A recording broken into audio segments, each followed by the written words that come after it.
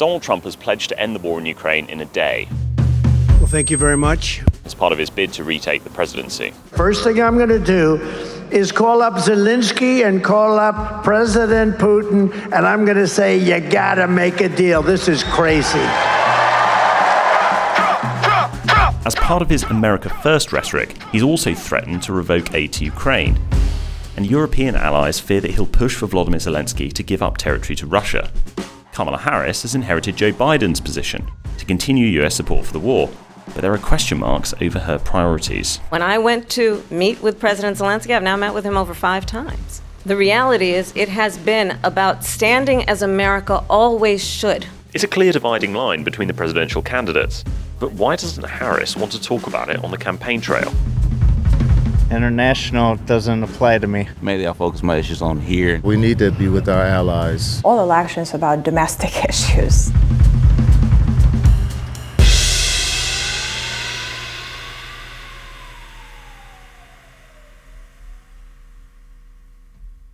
Every American should unquestionably give complete support to the war in Ukraine.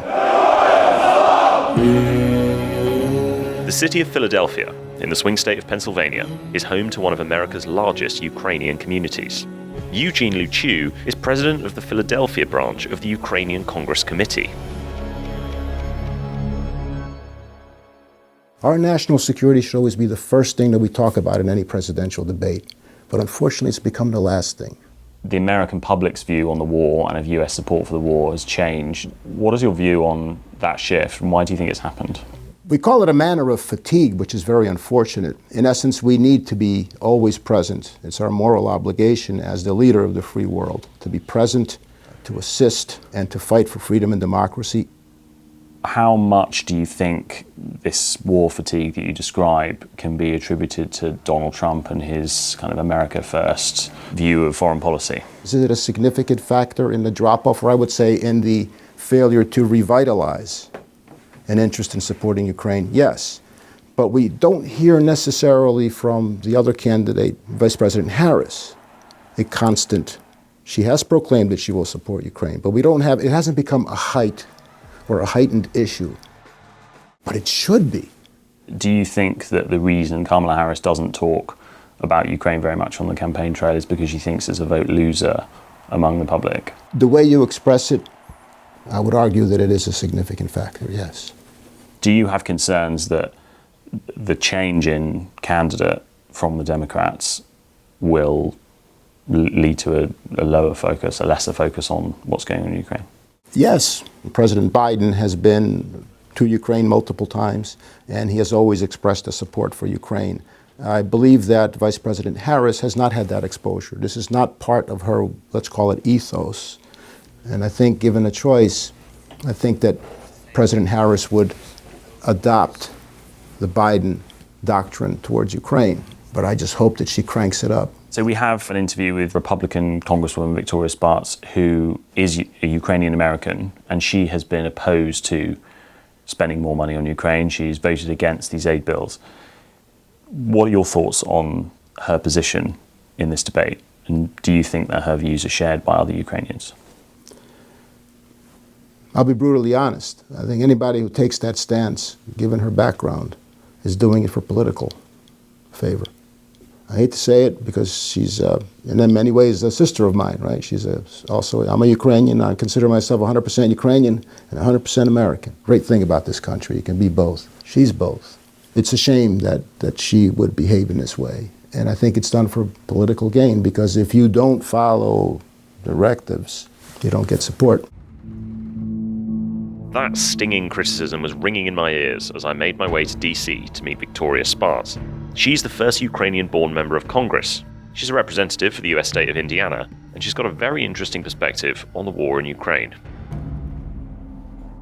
When Donald Trump was asked about the war in Ukraine, he refused to say twice that he wanted Ukraine to win the war.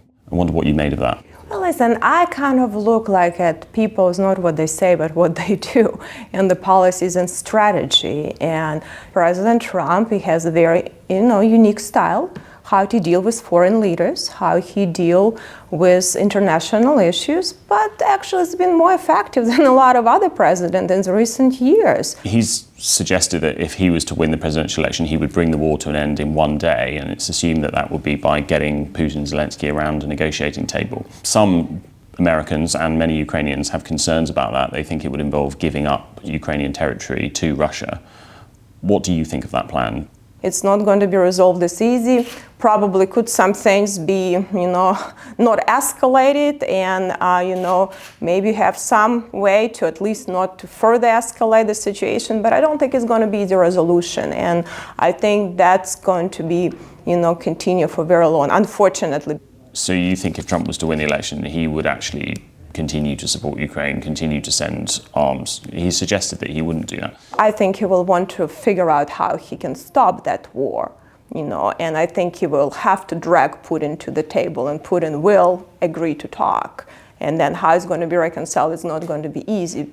But I think he will want to stop that war. But if Putin is going to continue escalate, I think Trump will be much more serious in this administration. So not just with words. Some Ukrainians in the US, Ukrainians that we've spoken to, say they're disappointed in your stance on US aid. They say that as a Ukrainian, you should support the administration spending more money on arms and support. I wonder what your response is to that.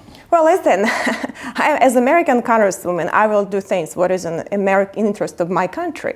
And I understand, the understanding of what the situation is, how important it is for Ukraine not to lose that war. It's important to have better, faster, lethal aid, not blank checks to Ukrainian government. I'm sorry that I have zero trust in them, I'll be honest with you, but I understand what we're dealing with, and we need to learn from $3 trillion mistakes in Afghanistan, what kind of governments we're dealing with. Thank you. Thank you.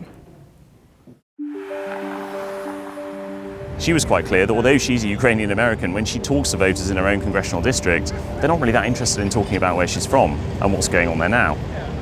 But is she right? Recent polling does indicate a decrease in the number of Americans who think that the government is spending the right amount on military expenditure in Ukraine. But at the same time, the percentage of Americans wanting to stay the course has also reached its highest level, although that's only 48%. If you break down the figures and only look at Republican voters, 37% of them say that the government should continue their support. No, it'll be very quick. And what about the people in the areas that matter most? We went to the crucial swing state of Michigan, seen as one of the 7 states that will decide this election, to talk to voters about their priorities. Would Trump and Harris's stance on Ukraine be a deciding factor for the people of Detroit when it came to their choice for the next president? War is going to happen. That's how the world is. Fighting is going to happen. Disagreements are going to happen. But, to say that one individual can go in and make a complete change, I don't think that's... And for you, it's more about the stuff that's happening in the US when you're deciding who to vote for? Oh, most definitely. Yes, sir. Yeah, most definitely. Here, yeah, because mainly I stay here in the US. I don't go too much out of the country that much, so yeah. And does that influence then who you think should be president? Absolutely. Not just me. Like, if I was like other civilians in America, U.S. citizens, absolutely, without a doubt. And as a, former service member, we need to be with our allies. I believe that the Russian aggression needs to be halted in Ukraine before it spills over into Estonia and Latvia. In terms of what Harris and Trump are saying on Ukraine, for instance? I care less. Ukraine has fallen off the agenda, but for voters who still care about the war, and there are many of them, Kamala Harris's unwillingness to talk about it on the campaign trail is a major problem. In an election year where voters have other priorities, inflation, immigration and abortion, she knows that there's little political headway to be made talking about what's going on the other side of the world. If Harris wins on the 5th of November, we'll find out if the war in Ukraine truly is a priority of her administration. She can't talk the talk, but can she walk the walk?